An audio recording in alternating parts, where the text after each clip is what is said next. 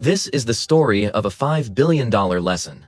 The year is 2000, the dot-com bubble has just burst, and Silicon Valley is a graveyard of dead startups. In this chaos, Reed Hastings, the CEO of a small DVD-by-mail startup called Netflix, makes a desperate move. He flies to Dallas to meet the CEO of the rental giant, Blockbuster.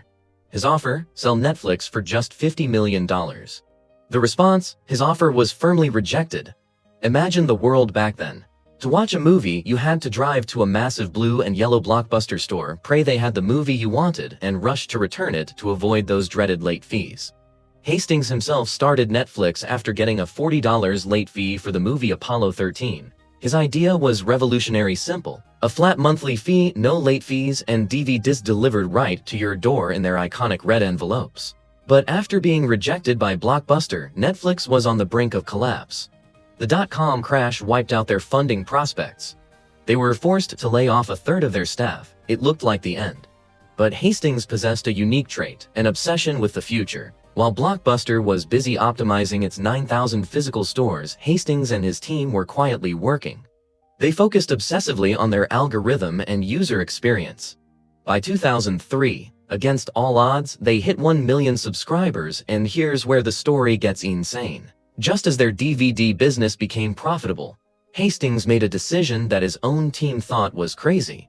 He started pouring millions into developing a technology that barely worked: streaming. He knew the internet was the future, even if it meant cannibalizing his own successful business. Meanwhile, what was Blockbuster doing? They finally launched a competitor service but saw it as a threat to their store revenue. They were trapped by their own success. By 2010, while Netflix was streaming into millions of homes, Blockbuster, the $5 billion giant that had rejected them, filed for bankruptcy. So, what's the core business lesson here? It's the classic innovator's dilemma. Blockbuster wasn't incompetent. They were just too big and profitable to change. Their entire business model was built on physical stores and late fees. Embracing online rentals or streaming felt like self-destruction. Netflix, on the other hand, had nothing to lose and everything to gain by focusing on one thing: customer convenience. They didn't just change how we rent movies, they created the entire culture of binge watching and paved the way for the streaming wars we see today. The story of Netflix and Blockbuster is more than a David versus Goliath tale. It's a brutal reminder that in business, legacy can become a liability. The very things that make you successful today can blind you to the innovations of tomorrow.